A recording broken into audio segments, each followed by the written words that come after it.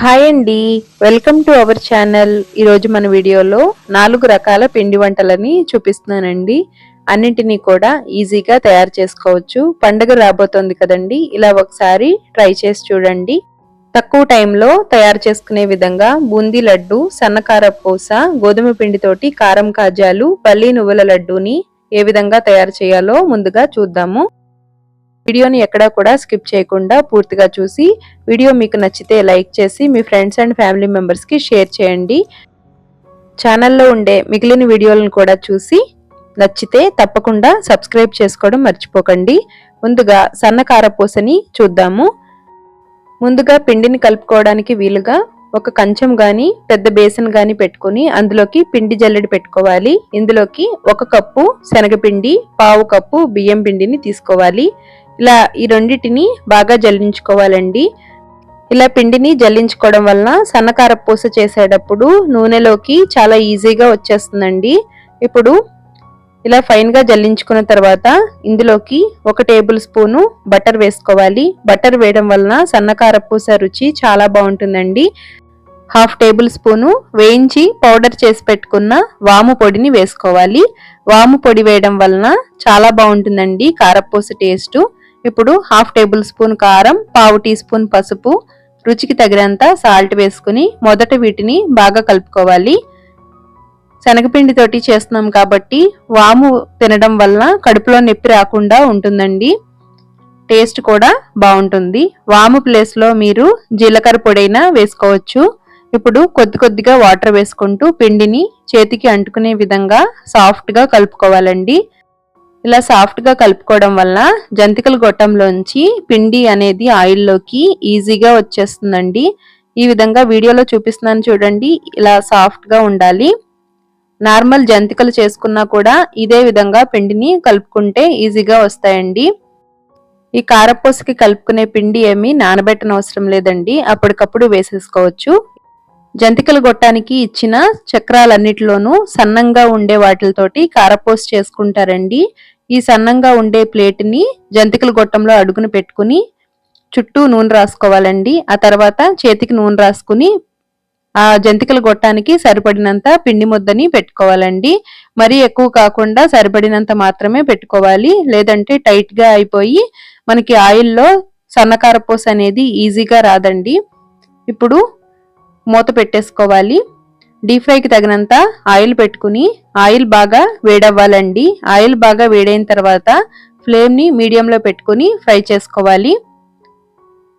ఈ కారపూసని డైరెక్ట్గా ఆయిల్లోనే ఫ్రై చేసుకోవాలండి. గరిటె మీద వేసి ఆ తర్వాత ఆయిల్లోకి తీయలేమండి. అందువల్ల ముందుగానే ఆయిల్లోనే ఫ్రై చేసుకోవాలి. మీడియం ఫ్లేమ్లో పెట్టుకుని ఫ్రై చేసుకుంటే సమానంగా వేగుతుందండి. ఈ సన్నకారపూస చాలా త్వరగా వేగిపోతుందండి. హై ఫ్లేమ్లో పెట్టుకుంటే త్వరగా రంగు వచ్చేస్తాయి. ఈ విధంగా అన్నిటినీ కూడా మంచి రంగు వచ్చే వరకు ఫ్రై చేసుకోవాలి. ఇదే విధంగా రెండవసారి కూడా ఫ్రై చేసుకోవాలండి. అన్నింటినీ ఇదే విధంగా తయారు చేసుకోవాలి. ఈ విధంగా ఒకసారి పిండి కలిపి సన్నకారపూస ట్రై చేసి చూడండి. అచ్చం మనకి బయట మార్కెట్లో దొరికే విధంగానే ఉంటుంది. ఇలా ఒకసారి ట్రై చేయండి. ఇప్పుడు ఎక్కువ రోజులు నిల్వ ఉండేలాగా గోధుమ పిండితోటి చిన్న చిన్న కాజాలని చూద్దాము.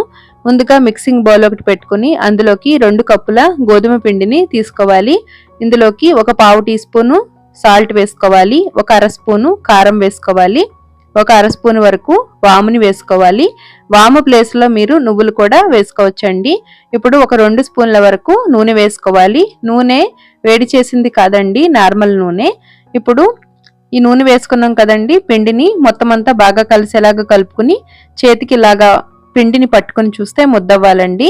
ఇప్పుడు ఇందులోకి కొద్ది కొద్దిగా వాటర్ వేసుకుంటూ పిండిని సాఫ్ట్గా కలుపుకోవాలి. మరీ గట్టిగా కాకుండా సాఫ్ట్గానే కలుపుకోవాలండి. ఈ విధంగా పిండిని కలుపుకున్న తర్వాత 1-2 నిమిషాలు వీడియోలో చూపించిన విధంగా పిండిని ఒత్తుకోవాలి. ఇప్పుడు మూత పెట్టుకుని 10 నిమిషాల సేపు నానబెట్టుకుంటే కాజాలు చాలా సాఫ్ట్గా వస్తాయండి, కరకరలాడుతూ ఉంటాయి. ఇప్పుడు అంత పిండి ముద్దని ఒకేసారి ఒత్తుకోలేము కాబట్టి కొద్ది కొద్దిగా 4 లేదంటే 5 ఉండలుగా తయారు చేసుకోవాలండి. మిగిలిన పిండి డ్రైగా అయిపోకుండా మూత పెట్టేసుకోవాలండి. ఇప్పుడు పొడి గోధుమ పిండి జల్లుకుంటూ ఒక్కొక్క పిండి ముద్దని తీసుకుని వీడియోలో చూపించిన విధంగా పెద్ద సైజు చపాతీలుగా ఒత్తుకోవాలండి. మరీ మందంగా కాకుండా పలుచగా కాకుండా సమానంగా ఒత్తుకోవాలి. ఈ విధంగా తయారు చేసుకున్న తర్వాత నిలువుగా ఇంకా అడ్డంగా సమానంగా కట్ చేసుకోవాలండి. మనకి నచ్చిన సైజులో కట్ చేసుకోవచ్చండి. లేదంటే చిన్న చిన్న మూతలు ఉంటాయి కదండి, వాటితోటైనా చిన్న చిన్న బిస్కెట్స్ లాగా కట్ చేసుకోవచ్చు. అట్లకాడతోటైనా కట్ చేసుకోవచ్చండి. వీడియోలో చూపించిన విధంగా ఈ విధంగా కట్ చేసుకుని అన్నిటినీ రెడీ చేసుకోవాలి. పిండి డ్రైగా అయిపోకుండా మూత పెట్టుకోవాలండి. ఈ విధంగా అన్నిటినీ రెడీ చేసుకున్న తర్వాత డీప్ ఫ్రైకి తగినంత ఆయిల్ పెట్టుకోవాలి. ఆయిల్ బాగా వేడవ్వాలండి. ఆయిల్ బాగా వేడైన తర్వాత మీడియం ఫ్లేమ్లో పెట్టుకుని కాజాలు ఫ్రై చేసుకోవాలి. ప్యాన్కి సరిపడినన్ని వేసుకుని ఫ్రై చేసుకోవాలండి. ఒకదానికొకటి అంటుకున్నా పర్వాలేదు, ఆయిల్లో వేసిన వెంటనే విడిపోతాయండి. కలుపుతూ సమానంగా ఫ్రై చేసుకోవాలి. అన్నింటినీ ఇదే విధంగా ఫ్రై చేసుకోవాలండి. ఇవి ఈజీగా తయారు చేసుకోవచ్చు, చాలా టేస్టీగా ఉంటాయి. ఇదే విధంగా తీపి కాజాలు కూడా మన ఛానల్లో ఉన్నాయి. ఎండ్ స్క్రీన్ లో వాటి యొక్క లింక్ ఇస్తాను, ఒకసారి చూడండి. ఫ్లేమ్ ని మీడియం టు హై ఫ్లేమ్ లో పెట్టుకుని ఫ్రై చేసుకోవాలండి. కాజాలు ఇలా ఆయిల్లో ఫ్రై చేసినప్పుడు పొంగుతూ వచ్చాయనుకోండి, కరకరలాడుతూ ఉన్నట్లు చాలా బాగుంటాయండి. ఈవినింగ్ టీ టైం స్నాక్ లాగా తినచ్చండి. ఎక్కువ రోజులు నిల్వ కూడా ఉంటాయి. పిల్లలకి స్నాక్ బాక్స్ లో కూడా పెట్టచ్చండి, చాలా ఇష్టంగా తింటారు. ఈ విధంగా ఫ్రై చేసుకున్న తర్వాత స్ట్రైనర్ తోటి ఈ కాజాలని తీసేసుకోవాలి. ఇదే విధంగా రెండవసారి కూడా ఫ్రై చేసుకోవాలండి.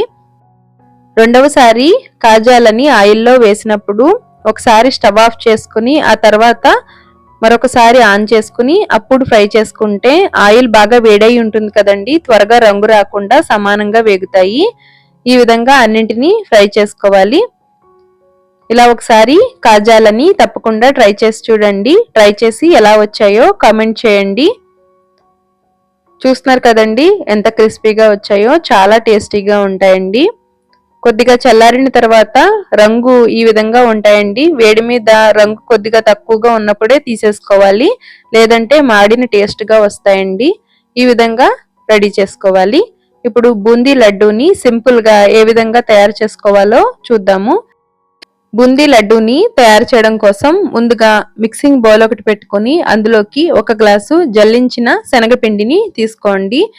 ప్రతిదీ పిండి వంటలకి జల్లించి తీసుకుంటే చాలా ఫైన్ గా మిక్స్ అవుతుందండి.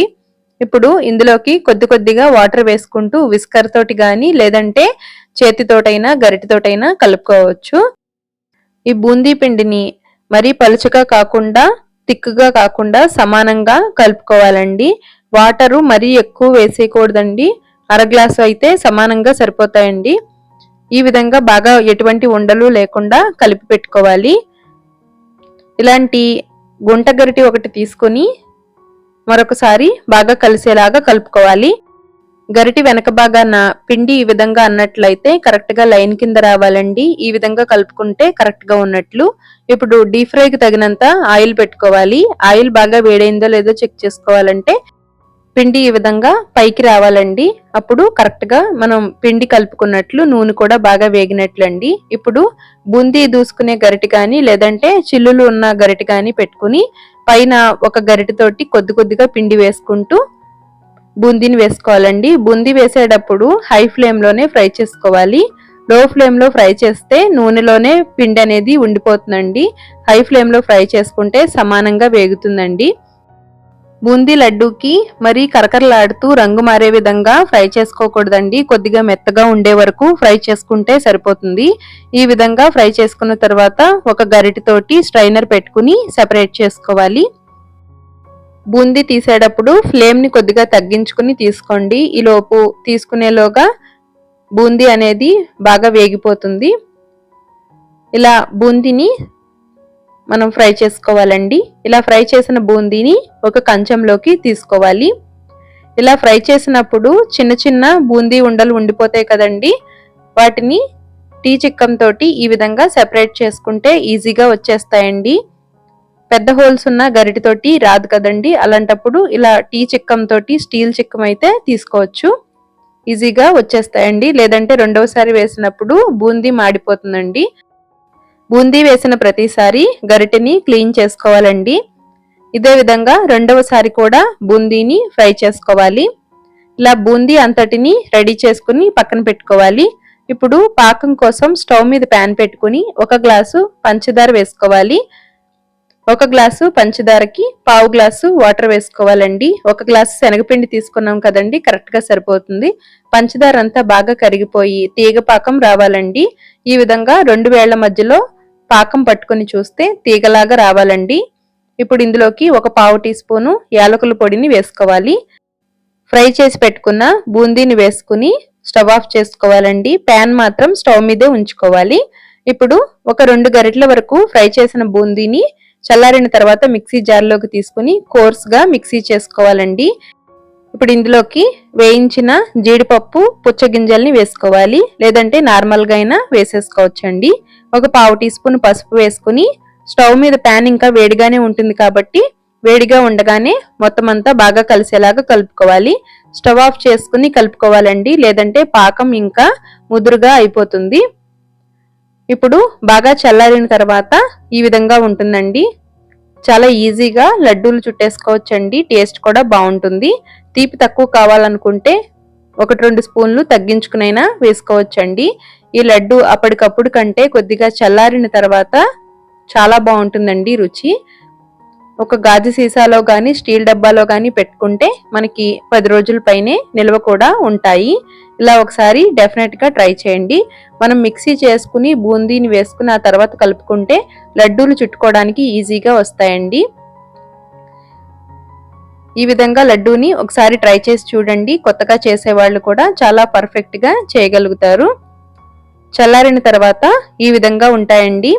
అస్సలు గట్టిపడవు, చాలా బాగుంటాయి. డెఫినెట్ గా ఇలా ఒకసారి ట్రై చేయండి. చివరి లడ్డూని చుట్టినప్పుడు కూడా మీకు చూపిస్తున్నానండి. అస్సలు ప్యాన్ కి ఎటువంటి విధంగానూ అంటుకోదండి. ఈజీగా లడ్డూలు చుట్టేసుకోవచ్చు. ఇదే విధంగా మీరు ఎక్కువ క్వాంటిటీలో కూడా ఇదే కొలతలతోటి తయారు చేసుకోవచ్చండి. ఇప్పుడు పల్లి నువ్వుల లడ్డూని ఏ విధంగా తయారు చేసుకోవాలో చూద్దాము. ఈ పల్లి నువ్వుల లడ్డు ఈ శీతాకాలంలో తీసుకోవడం వలన హెల్త్ బెనిఫిట్స్ చాలా ఉంటాయండి. ముందుగా స్టవ్ మీద ప్యాన్ పెట్టుకుని 1 కప్పు పల్లీలను వేసుకుని లో టు మీడియం ఫ్లేమ్ లో పల్లీల నుంచి పొట్టు ఈజీగా వచ్చేసే విధంగా ఫ్రై చేసుకోవాలండి. పల్లీలు ఎంత బాగా ఫ్రై చేసుకుంటే లడ్డు తినేటప్పుడు అంత రుచిగా ఉంటాయండి. ఈ విధంగా మంచి రంగు వచ్చిన తర్వాత వీటిని ఒక ప్లేట్లోకి తీసుకోవాలి. బాగా చల్లారాలండి. ఇప్పుడు ప్యాన్ లోకి 1 కప్పు నువ్వులు వేసుకుని నువ్వులను కూడా కలుపుతూ చిటపటం అనే వరకు దోరగా ఫ్రై చేసుకోవాలి. నువ్వులు కూడా కలుపుతూ ఫ్రై చేసుకుంటే సమానంగా వేగుతాయండి. ఇప్పుడు వీటిని కూడా ఒక ప్లేట్లోకి తీసుకోవాలి. బాగా చల్లారిన తర్వాత ఈ విధంగా పల్లీలని నలుపుతూ ఉన్నట్లయితే పొట్టు అనేది ఈజీగా వచ్చేస్తుందండి. ఇలా పల్లీలని 2-3 సార్లు నలిపినట్లయితే పొట్టు అనేది కంచం పట్టుకుని చెరిగితే ఈజీగా వచ్చేస్తుందండి. లేదంటే ఇలాగా స్ట్రైనర్ తోటైనా పొట్టుని సెపరేట్ చేసుకోవచ్చు. ఇప్పుడు పల్లీలను మిక్సీ జార్లోకి తీసుకుని బరకగా మిక్సీ చేసుకోవాలండి. మరి ఫైన్ పౌడర్ లా కాకుండా అక్కడక్కడ పలుకు ఉండేలాగా మిక్సీ చేసుకోవాలండి. ఆ తర్వాత నువ్వులను కూడా పలుకులుగా మిక్సీ చేసుకుంటే చాలా బాగుంటుందండి. ఇప్పుడు 1 కప్పు పల్లీలకి 1 కప్పు నువ్వులకి 1 కప్పు బెల్లం కరెక్ట్ గా సరిపోతుందండి. తీపి తక్కువ ఎక్కువ అవ్వదు, సమానంగా ఉంటుంది. ఇప్పుడు ఇందులోకి 1 అర స్పూను యాలకుల పొడిని వేసుకుని కలుపుకోవాలి. మరొకసారి మిక్సీ జార్లోకి కొద్దిగా తీసుకుంటూ పల్సిచ్చుకుంటే బెల్లము ఇంకా పల్లీల పొడి నువ్వుల పొడి బాగా కలిసి మనకి లడ్డూలు చేసుకోవడానికి ఈజీ అవుతుందండి. ఈ విధంగా అన్ని లడ్డూలని తయారు చేసుకోవాలి. పిల్లలు పెద్దలు అందరూ చాలా ఇష్టంగా తింటారండి. ఇలా ఒకసారి డెఫినెట్ గా ట్రై చేయండి. ట్రై చేసి ఎలా వచ్చిందో కామెంట్ చేయండి. వీడియో నచ్చితే లైక్ చేసి మీ ఫ్రెండ్స్ అండ్ ఫ్యామిలీ మెంబర్స్ కి షేర్ చేయండి. Thanks for watching.